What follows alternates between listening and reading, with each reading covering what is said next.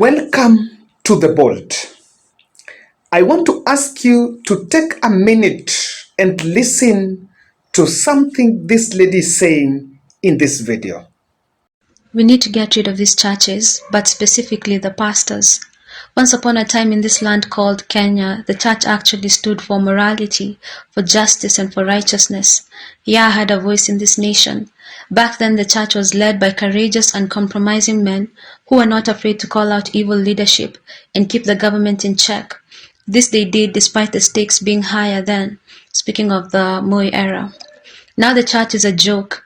It is heavily in bed with the government and functions more as a business than as a sanctified institution set apart to hold up morality and godly purposes. It no longer serves the purpose it was intended for.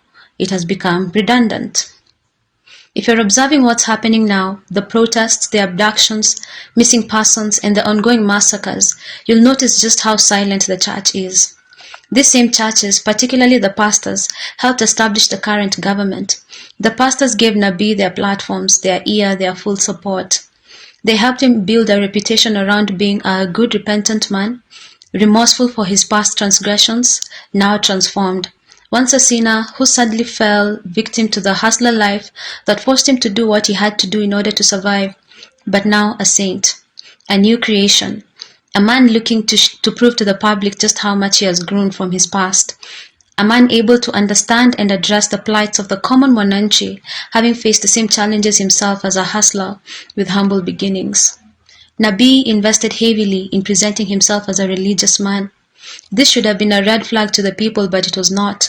If anything, it warmed their hearts toward him. Every pulpit he could find, he spoke on. He memorized scriptures and quoted them throughout his campaigns. He took pictures with every kind of pastor he could find. Why? Because he understood what you and I both know. You cannot become a renowned politician in this country, let alone a president, without the support of the pastors and by extension, the church. Having the church back you up as a politician is the fastest, easiest way to garner votes in this country.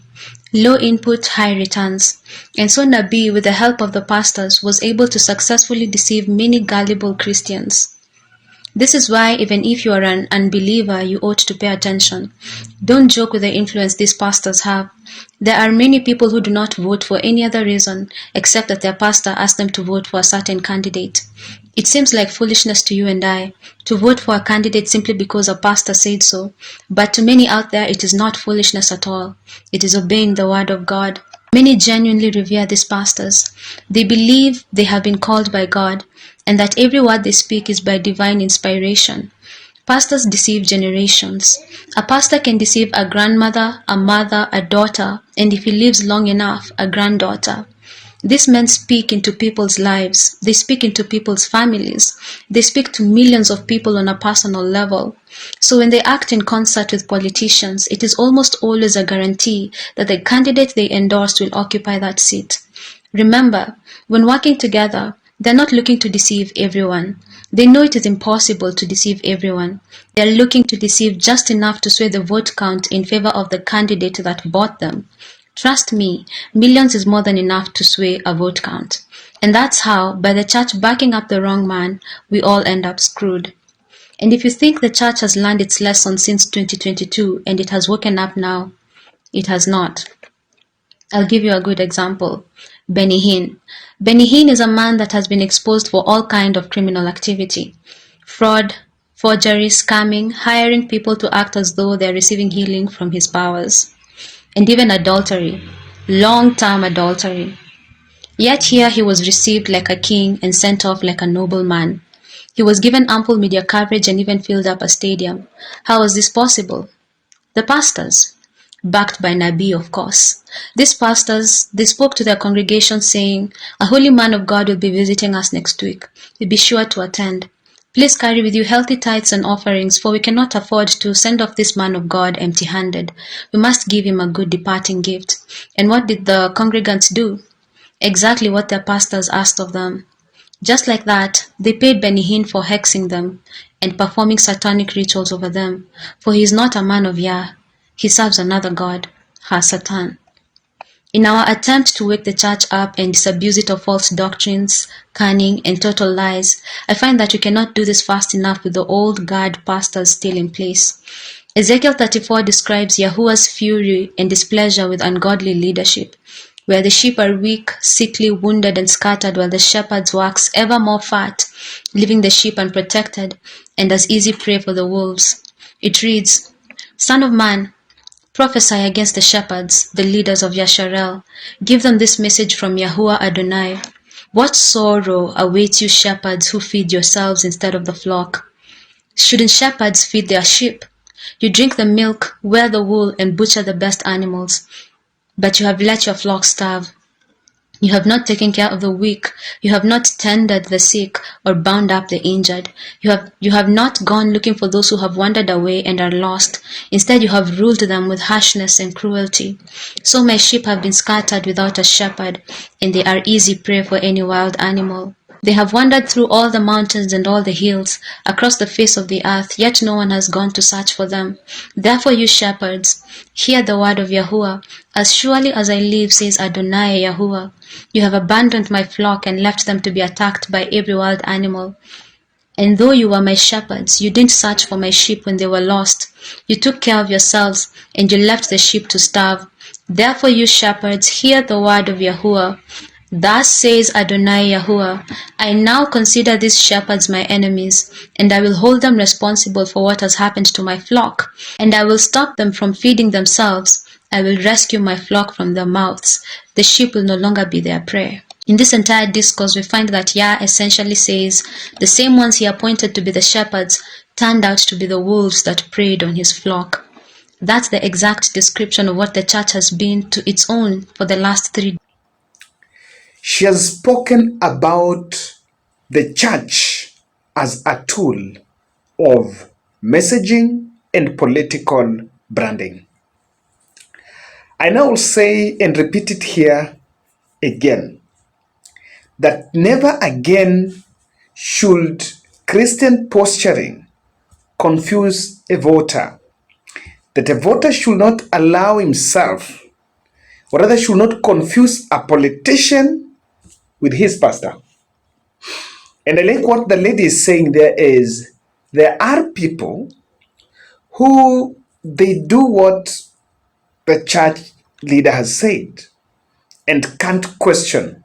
And that is why he's making it in a very satirical statement there that William Ruto would take photo with any sort of a pastor or a clergy around, carry the Bible and really portray himself and use the church to cleanse himself.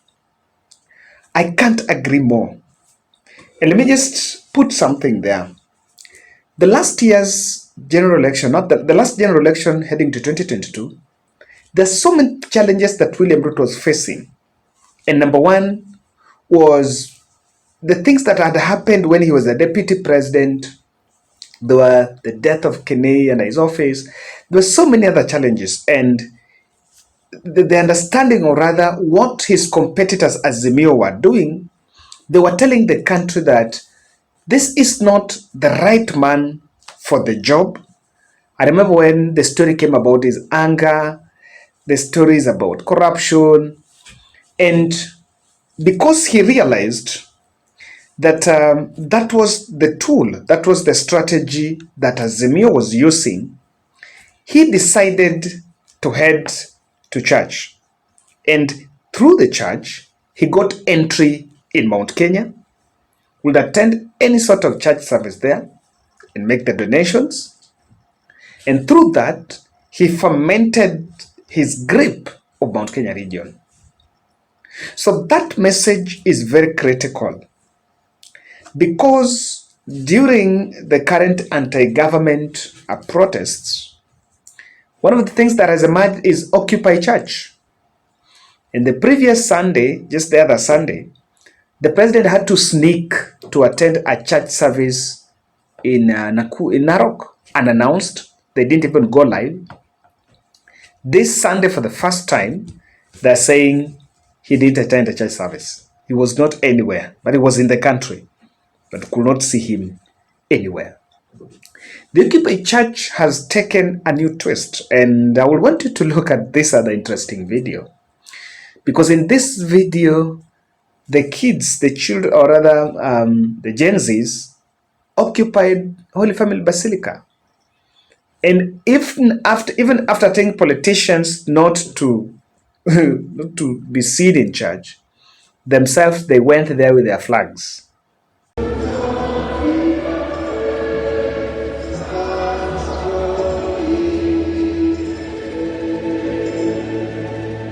the rest grant unto them, O Lord, and let perpetual light shine upon them. May they rest in peace.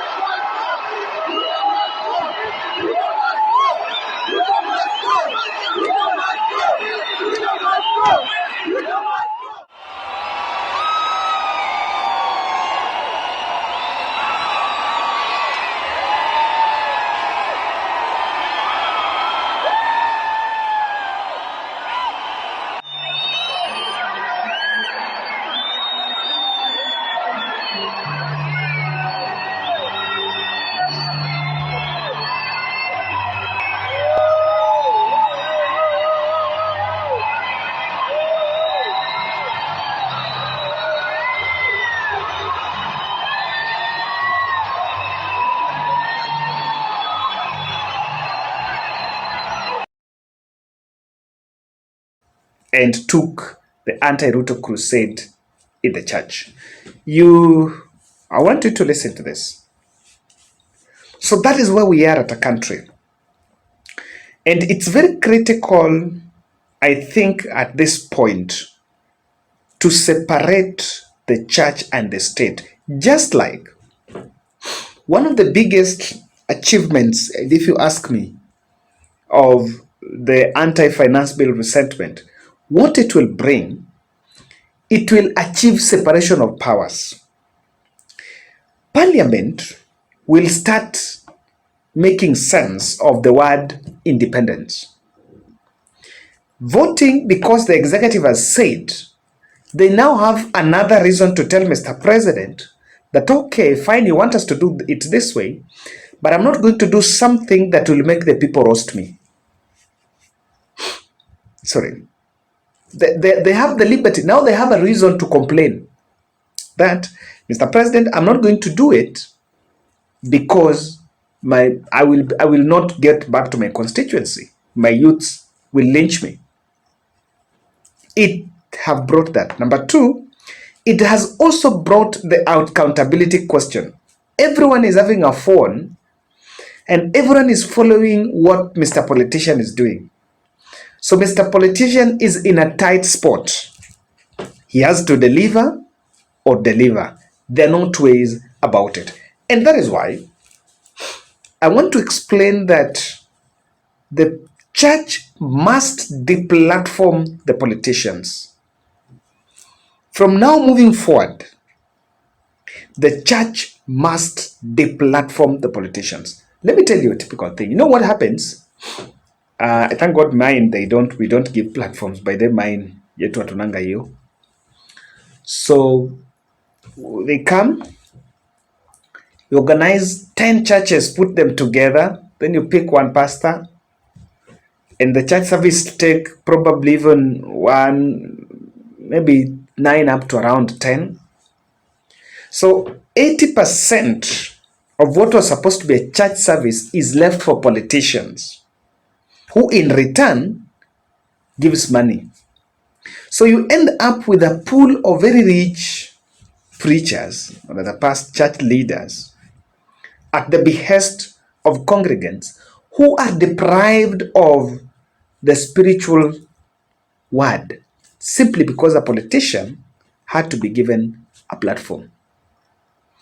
And from the way it's going, there is every reason for the church to think twice. And this is why I think they should be the platform. Number one, you realize that political communication in church is normally one way and not fact checked.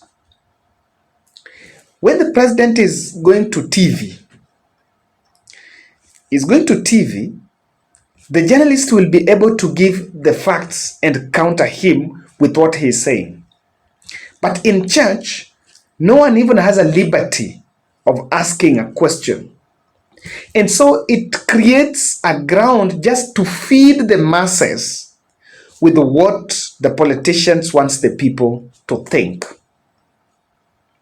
So they should not be allowed to do that, because we want to mainstream. Let the politicians get the opportunity. If they want to explain something to the country, let them call a press briefing.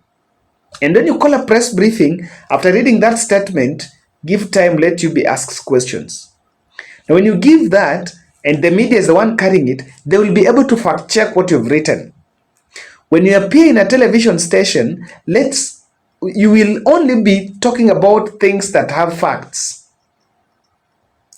so that we don't give the room for political propaganda and sloganeering.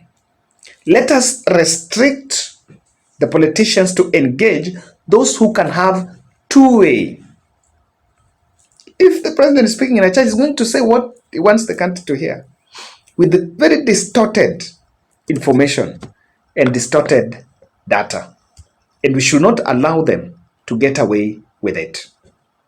Number two, the other reason why I believe they should also be deplatformed here is the urban youth and the Gen Z, rather where the Gen Z falls, amerevuka. And that person is now out to awaken the masses. The next person William Ruto is going to target to suppress this are the parents to the Gen Zs. Where are they? He will find them in church. He will find them in church. So because the clergy cannot call out the president because at one point he gave you some money and help you build your church. And remember, it is not church to an individual. It should be church for the masses, for the congregants. So what you do, let those who can question, don't create the balance where the media and the public are demanding accountability, but you are giving a platform for political propaganda, so that that information gets to parents. Because what they will do, you will now going to parents, tell parents, talk to your children. Talk to your children. Talk to your children. That should not be allowed. The third reason, the arrests, extra-legal arrests, abductions, and killings have left Ruto with blood in his hands. I remember when, during the presidential roundtable, Linus Kaikai asked him, do you have blood in your hand? And he said, I don't have blood in my hand. And the truth of the matter here is, the blood of the innocent young people who died, who were killed on the street while fighting for finance bill to be dropped, it is entirely on the hands of the leaders. And he knows that outside here, even if you see how people are talking in the social media corridors, the public is unhappy with the conduct of the police. And the president knows that. So we'll come to church for sanity, to sanitize. Just like what happened in the last year's general election, there were those challenges. You will come to church for it to sanitize. So let the public, as the public heads thinks about 2027, don't sanitize. Let those things all go to the ballot. Let Kenyans start thinking, oh, are we taking another, what's his account on extrajudicial, extra-legal killings and abductions? Should say that. Number 4, The political campaigns are now starting, and I can tell you that. What has happened in terms of these protests has given the political elites have sent them in panic. And even if we think that they're trying to fix the country, there is one of the most political gambles they're making, or rather big dilemma they are in. Do we start asking them, do we start strategies to mobilize votes or deliver then ask for votes? Let me tell you, they will start campaigning for 2027 now. Why? Because they will not want that Gen Z to have a candidate. So political campaigns for second term are starting. The rallies are already hostile. Don't give the politicians the platform to start campaigning. Let Kenya Kwanza work for the people. So that's another reason why I think they should also be deplatformed. The other aspect I am seeing is the punitive policies, the unpopular policies are normally laced with Bible verses to be given legitimacy in the pulpit. Because there are quite a number of people, there are people, and sorry to say, there are people that believe what the pastor says more than even what is written in the Bible. And some pastors can even come and challenge what is written in the Bible, and people believe what he has said more than what is even in that Bible. We've seen those instances. So, we should not, what we should do, we should not allow them to market those policies. And lastly, the spiritual kingdom must audit. When Kenya Kwanza came to power, they took some bragging rights that it is the church that brought the president to power. They should have that accounted, introspect. Did it achieve that? Did it really serve? Is it really true? And does it act like one? Thank you.